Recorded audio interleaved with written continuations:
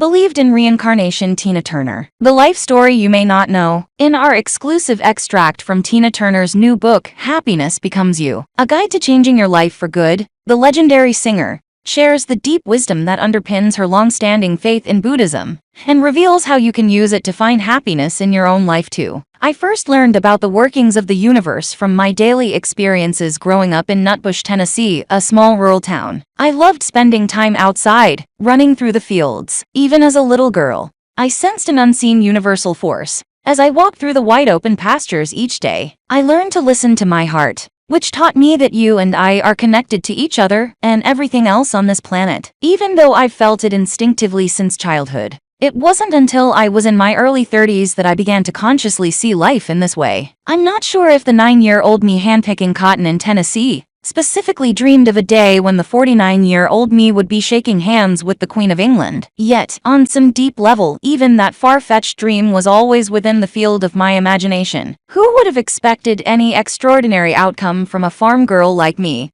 born between the final days of the Great Depression and the first days of World War II? Nevertheless, my life's path has truly been like a lotus flower, looming over and over again, against all odds, emerging stronger each time. If there's one lesson I've learned, it's that encountering adversity, as I have, isn't necessarily a bad thing. It's what we make of it, how we use it to shape ourselves and our futures, that ultimately determines our success and happiness. How did I do it? That's what I want to tell you. I arrived at the end of 1939, safely delivered in a windowless basement, relegated to colored women's maternity at the county hospital. My parents named me Anna Mae, the only name I was known by until adulthood. Although racism was rampant, I had more immediate things to worry about, starting with the early realization that my parents couldn't stand each other. They fought constantly, locked in a hopeless battle neither could win. Their unhappiness cast a long shadow over my childhood. My mother, Zelma, was affectionate with my sister, but it was different for me. I knew I was the child my mother never wanted. That's a heavy burden for a little girl to bear. My parents tried to get away from Nutbush a number of times,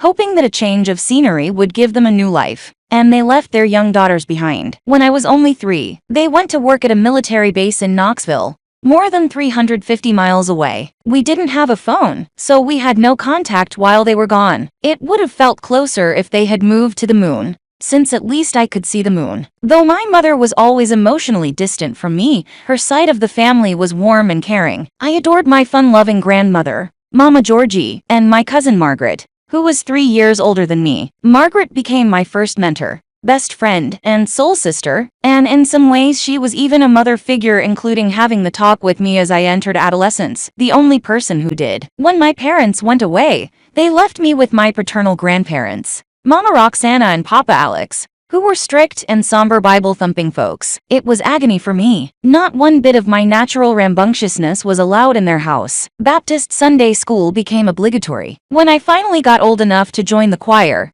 that was my sweet spot. I was 8 or 9, and the youngest singer in the group. The rest were teenagers. Even at that young age, I had the biggest voice in the choir. My parents returned to Nutbush when I was 5, so I was freed from the stifling environment at my relative's place. But our home wasn't much better because my parents were still fighting tooth and nail. Whenever they'd go at each other, I'd run out of the house to find a quiet place to calm my heart. Sitting by a stream, I'd watch dragonflies hover over the water, daydreaming about growing my own wings, so I could fly off to a happier place, a home where nobody fought, and I could be loved for being myself. That was just a dream. When I was 11, my mother left for the last time and never came back. She moved to St. Louis, never sent a single letter, nothing. I waited for the mail to come each day, hoping she would remember me, but I didn't see her again until Mama Georgie's funeral, more than 5 years later. Soon after I turned 13, my father also left. Thankfully, I still had my cousin Margaret. Margaret and I were each other's sounding board and safe haven. When I was 14,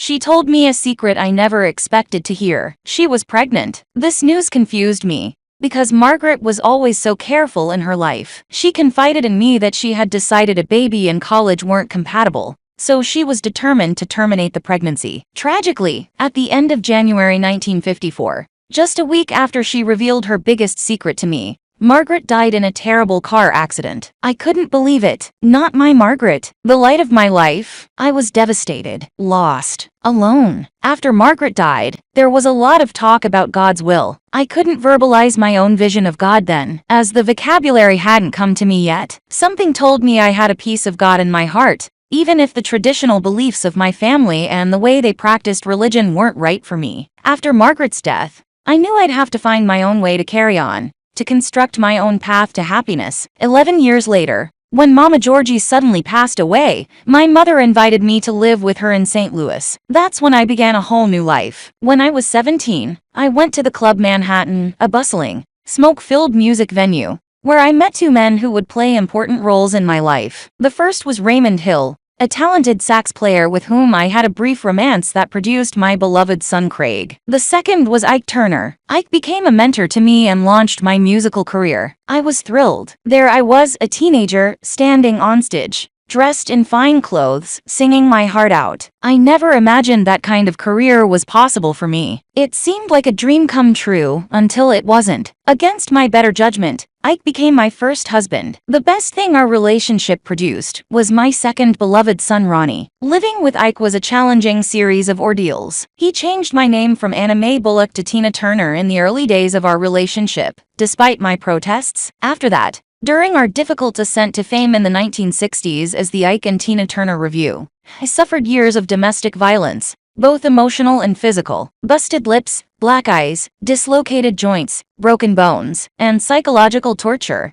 became a part of everyday life. I got used to suffering and tried to keep myself sane while somehow managing his insanity. I felt there was no way out. Finally, in 1968, I was so depressed and despondent that I couldn't think straight. Ike's abuse and infidelities left me numb, unable to feel for myself or my family, unable to feel alive. The only thing I could feel was that I had reached the end. One night before I was getting ready to go on stage, I attempted to end my life.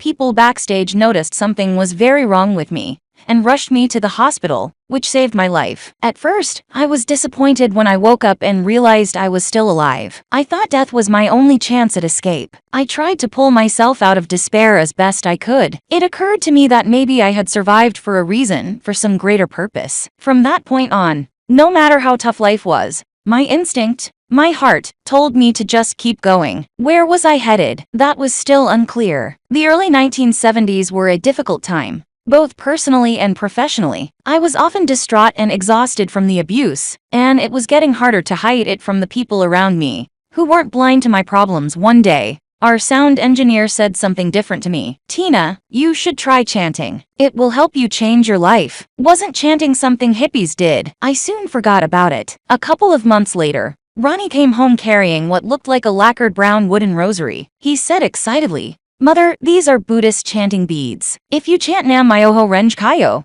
you can have anything you want." What? How could I ever have anything I want? I didn't even know how to process that statement. A few weeks later, Ike brought home a cheerful-looking woman to meet me. He was always parading people through our house to see Tina. Out of nowhere, she started talking about chanting. She was a Buddhist, apparently. The universe was trying very hard to send me an important message. This time, I was ready to listen when I first received the gift of Nam Myoho Renge Kyo. It marked the beginning of a new life for me in more ways than I could have imagined. Thanks to the spiritual awakenings I experienced by chanting, I gained the clarity and strength to make countless important changes in my life. Ike was afraid of my chanting because he thought I might be able to put a curse on him or something. I realize now that he mostly feared the person I could become through my spiritual practice. His hold on me was threatened because chanting strengthened me. He almost never let me go out to meet people without him. So I found time whenever I could to chant secretly, stealing precious moments to do my prayers morning and night. Gradually,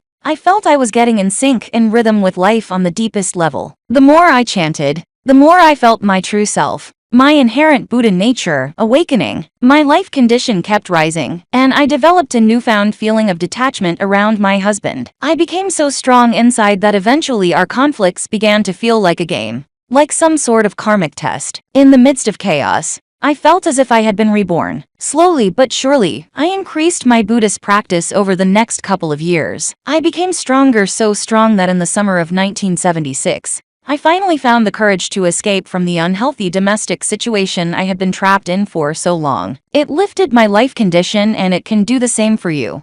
I finally found the courage to escape from the unhealthy domestic situation I had been trapped in for so long. It lifted my life condition, and it can do the same for you.